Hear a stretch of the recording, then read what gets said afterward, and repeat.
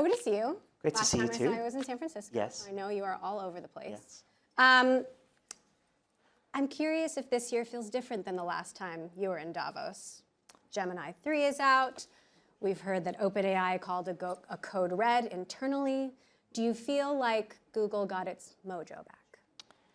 Well, I'm not sure if that's for me to say, but I feel like we had a very good year. So it's been hard work, really hard work getting our technology and the models sort of back to state of the art. I think we did that with Gemini 3 especially, and Nanobun on our imaging software.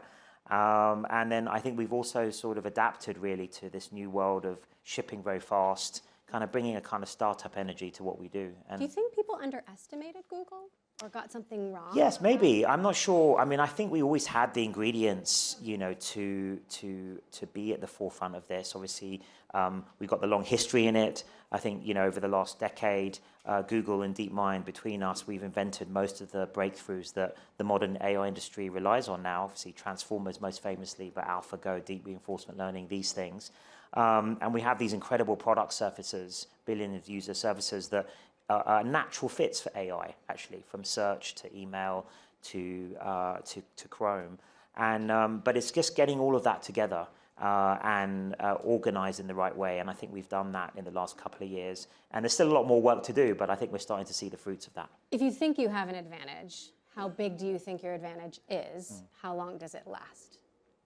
Well, I think everything starts with research, in my opinion, and the models, especially being state of the art on all the different benchmarks, and that's what we focused on first when we put Google and DeepMind together.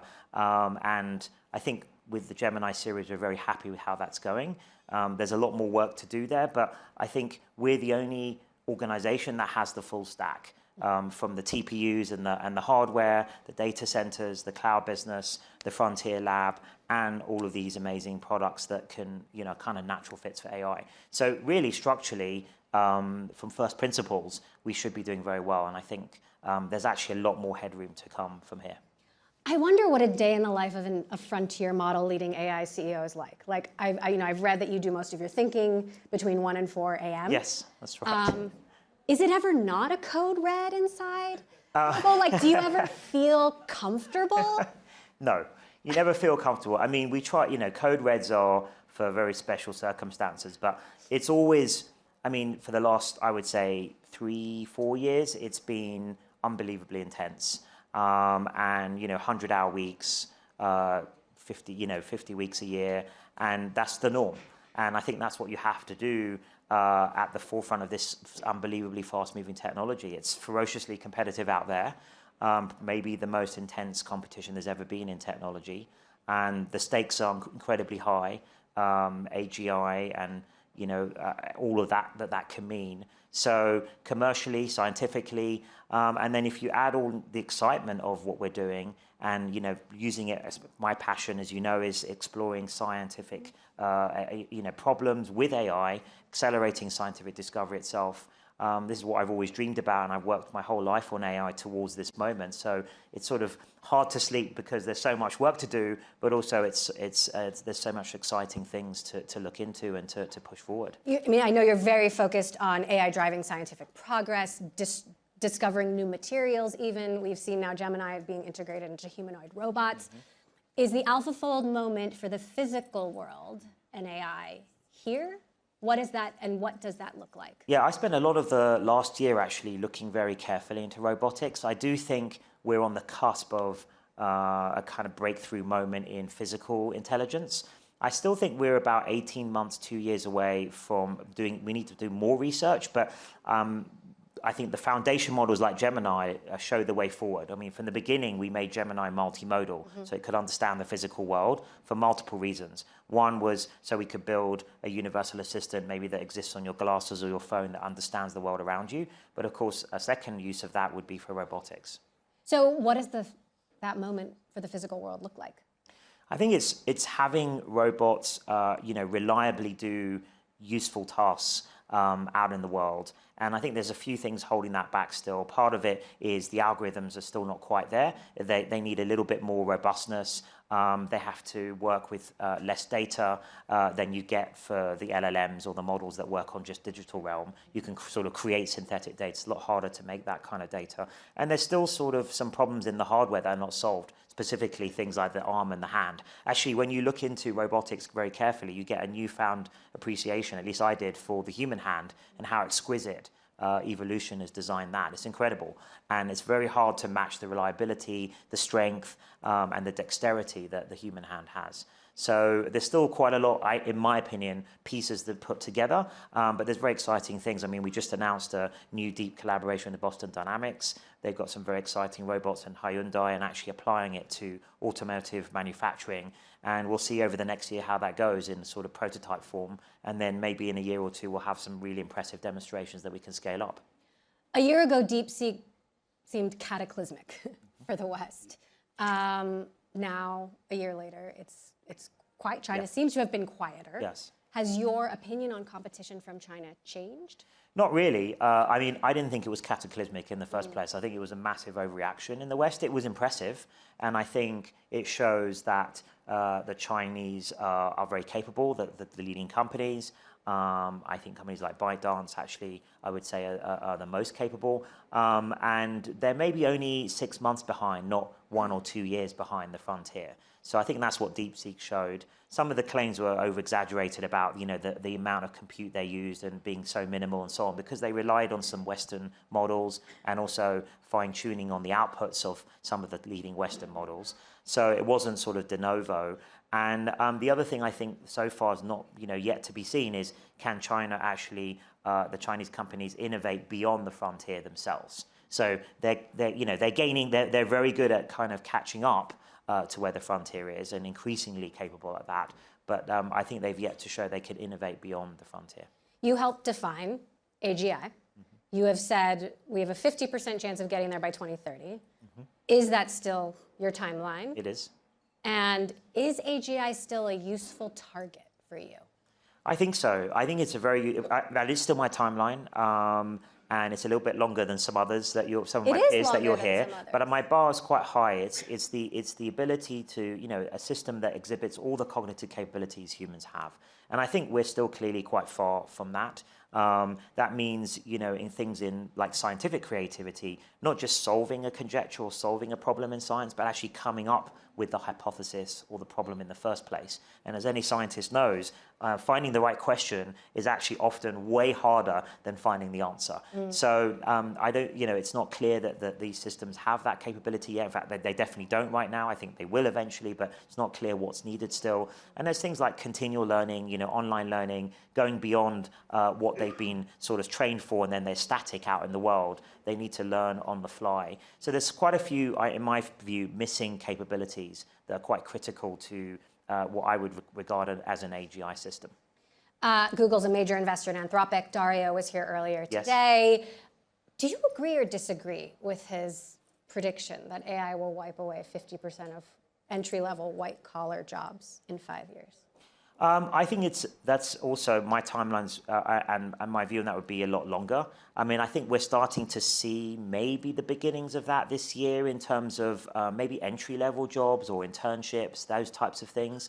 But I think we would have to solve a lot more of this consistency that AI doesn't have right now. I call it jagged intelligences. We're very good at certain things, and it's very poor, the current systems, at other things. And if you want to offload or delegate an entire task to, say, an agent, rather than having what we have today, which are more like assisted programs, you're going to need a lot more consistency across the board. It's no good for it to be good at 95% of that task. You need it to be good at the whole task for you to be able to actually just sort of fire and forget on it.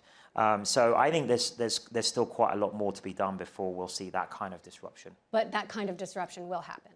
I think eventually, sure. I mean, in the limit with AGI, if you have systems like that, I think that changes the whole economy, actually. It's way beyond the question of jobs. I think potentially if we build it right, we're in a post-scarcity world where we've solved some of the kind of fundamental root nodes of the world, like energy sources, new, clean, renewable, basically free energy sources. If we solve fusion, something like that, with the help of AI, new materials, I think we'll be, 5-10 years past AGI, we'll be in a radical abundant world. And so what does that mean? to the economy and how society works actually. Before we get to a post-scarcity world, though, if we get there, there is so much anxiety about what happens in between.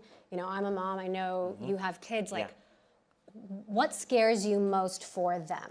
What do you talk to them about? What do you tell them that's coming? I mean, I've just heard so many things. Oh my gosh, for college graduates are going to have such a hard time. Well, I don't know about that. Look, I think it's going to be an age of disruption, just like the Industrial Revolution was. Maybe 10x of that, which is kind of unbelievable to think about, and 10 times faster. So I usually describe it, it's going to be 10 times bigger and 10 times faster than the Industrial Revolution. To your so kids. 100x. Okay. So 100x of it. No, I say this to everyone, but I think that comes with it huge opportunities. And I also am just a big believer in human ingenuity. We're extremely adaptable because our minds are so general. The human mind is very general. We've adapted. Look at the modern world around us.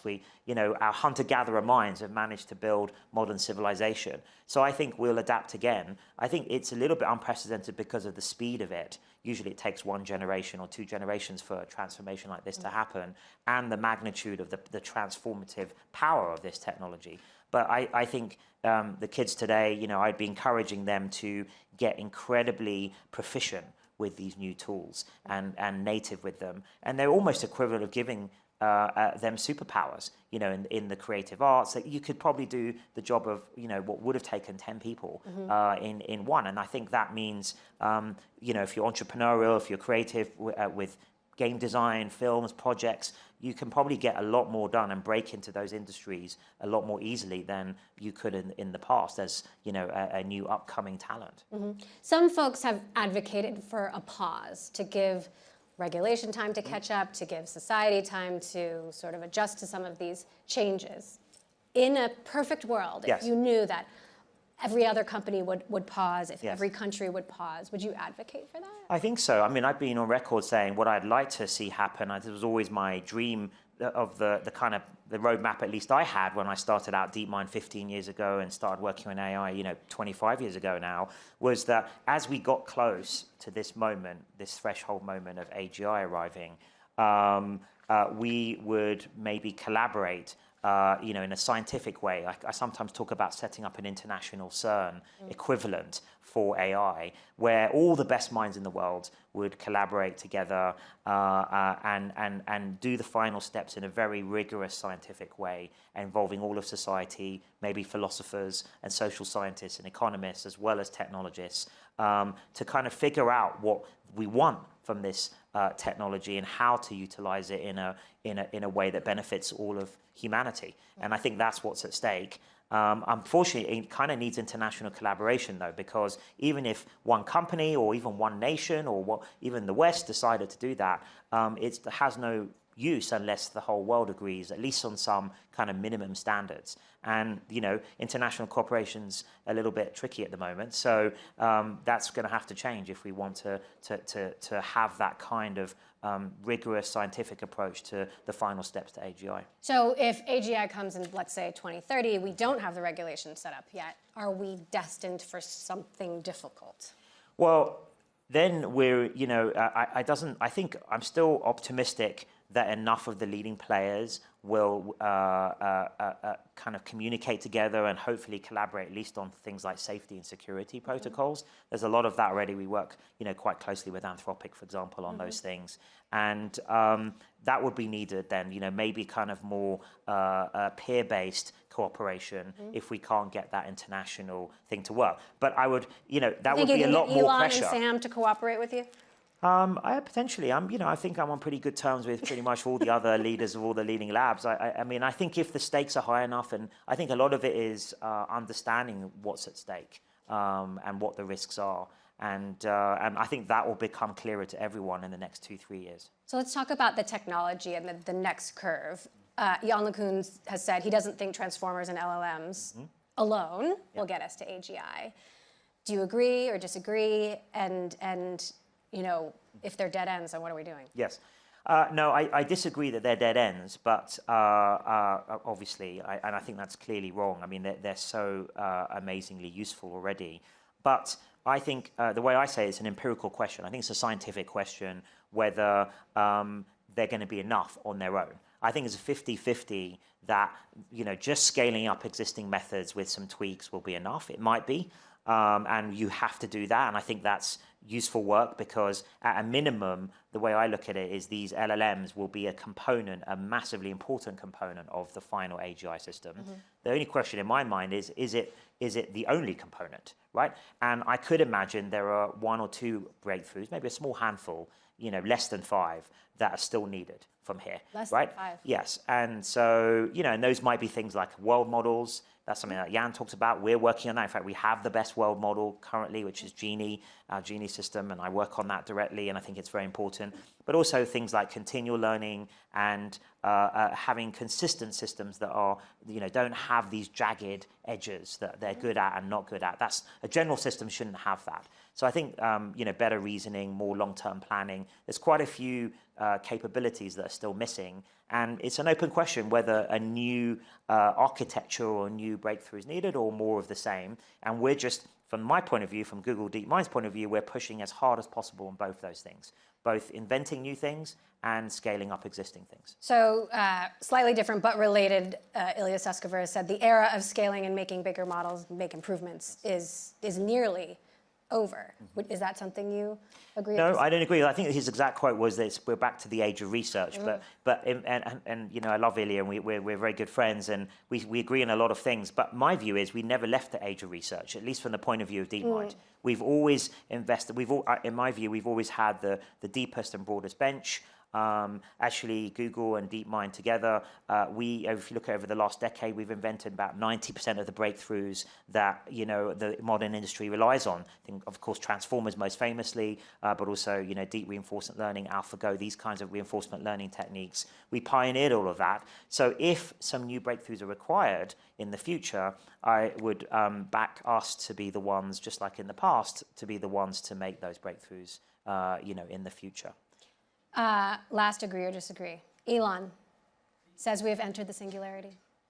No, I don't. I think that's very premature. I think the singularity is another word for a full AGI arriving, and I think I explained earlier why I think that we're still nowhere near that. I think we will get there, and 5 years, even 5 years, is not a long amount of time if you think about what that is. But I think there's still a lot of work to be done before we have anything that looks like the singularity. So talk to us a little bit about the culture inside Google right now, to win this race, but do it right. The leadership, how involved are Larry and Sergey right now? How often do you talk to them, and what are their priorities? Yeah, they're very involved and Larry more on the strategic side, see him at board meetings and other times when I visit the Valley. Sergey's more hands-on on the, he's involved in the coding of, and on the Gemini team specifically, more in the algorithmic details. And it's great having them both energized around where we are, and who wouldn't be, at this moment, absolutely incredible moment for computer science. So just from a scientific point of view, which both of them are, it's an incredibly exciting moment in history, human history, really. And so, of course, everyone wants to be hands-on and heavily involved in that. So that's great. And for us, just as an entity, I'm trying to combine the best of many worlds. So, startup energy of shipping things fast and taking risks and doing things like that, which I think you're seeing the benefits of. The big company resources is amazing, useful, but also protecting the space for long-term research still and exploratory research, not just researching what will deliver in 3 months in a product. I think that would be a mistake too. So I'm trying to balance all of those different factors together. And I think in the last year things have been going well, and I think we can still do better, and I think we still will do better this year. But I'm very happy with our trajectory. I think it's the steepest trajectory of improvement and progress of anyone in the industry. You are a Nobel laureate, and I know how obsessed you are with AI powering scientific research. If AI itself, let's say, makes a Nobel-worthy discovery, who should get the prize? The AI or the human? I think still the human, I would say, because I feel like, it depends what you mean by completely on its own, right? So for now, these are still tools, and I view them as, very, maybe the ultimate scientific tool, but sort of better versions of telescopes and microscopes. We've always built tools so that we can investigate the natural world better. We're tool-making animals, basically. That's what distinguishes humans from the other animals.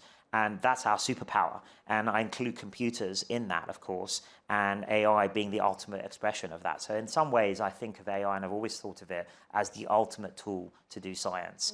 And I think for the foreseeable future, that's going to be a collaboration with top scientists, putting in the creative ideas and maybe the hypotheses with these amazing tools that enhance, data processing and pattern matching and the exploration part of science. You obviously could have sold DeepMind to anyone. And I think all of these companies are asking a lot of us to trust you, especially if regulation doesn't keep up with technology, which history shows it probably won't. Why should we trust you, and why do you think Google, which I would implicitly think you believe, is the place that we should believe in the most? When it comes to something that feels so risky. Yes, I think you need to judge these companies by their actions and also look into, the motivations, I would say, of the leaders involved in those, those endeavors. And for me and for us, and that's one reason I picked Google as the right home for DeepMind, is several reasons. The main one being that the founders of Google and the way Google was set up by them was as a scientific company. Many people forget Google itself was a PhD project, right? It was Larry and Sergey's PhD project. So I felt an immediate affinity with them, and Larry led the acquisition, but also the board, who they collected on the board. You have John Hennessy as the chair, who's a Turing Award winner himself, and Francis Arnold, another Nobel Prize winner. These are unusual people to have on a corporate board. So the whole environment is very scientific, and science and research-led and engineering-led as a culture. And it's deeply ingrained in the culture. And that means doing science at the highest level means being really rigorous, being thoughtful, and applying the scientific method everywhere you can. And I think that's not just to the technology, but it's also to the way you operate as an organization.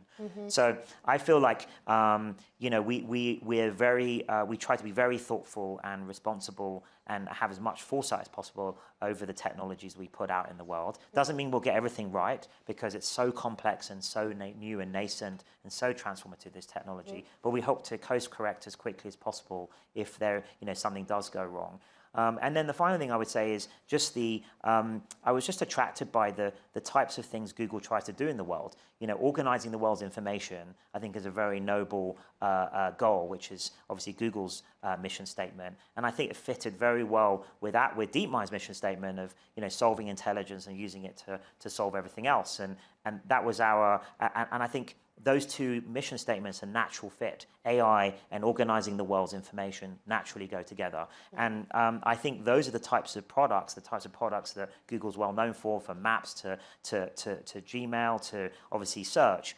I think they're genuinely useful products in the world. And I think AI is an easy fit how that would work with those products to enhance them for everybody to use in their everyday lives. And I think that's a great thing for the world. So I'm happy to be contributing to that.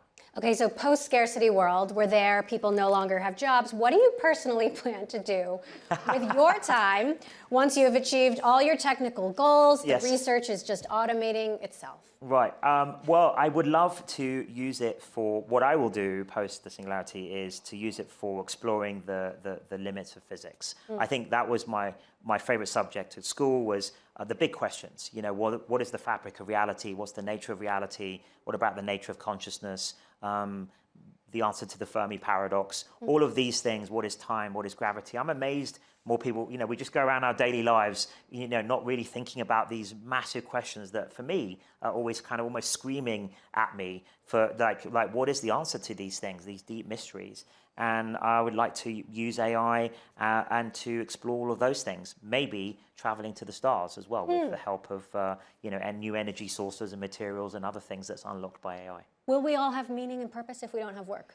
Well, I think to be honest with you, that's the thing I worry more about than the economics. I think the economics is almost a political question of when we get all of these extra benefits and productivity, can we make sure that it's shared for the benefit of everyone. And I think, obviously, that's what I believe in. But then the bigger question than that is, what about purpose and meaning that a lot of us get from our jobs and scientific endeavors? How will we find that in the new world? And I think, we all need some new great philosophers, in my opinion, to help with that and thinking that through. Maybe we'll, get much more sophisticated with our art and exploration that we do in things like, extreme sports. There's many things we do today that aren't just for economic gain, and perhaps we'll have very esoteric versions of those things in the future. All right, so everyone in the room is wondering what they should be doing. Like, what should I do about AI? What do I do? Sitting here in Davos in 10 years, what is the biggest mistake do you think people in this room will have made about AI? Well, look, I think there's two things I would say. One is for the younger generation and our kids and so on, is the only thing we're certain of is there's going to be a huge amount of change. So I think in terms of learning skills, get ready to kind of learning to learn is the most important thing. How quickly can you adapt to new situations, absorb new information using the tools that we have?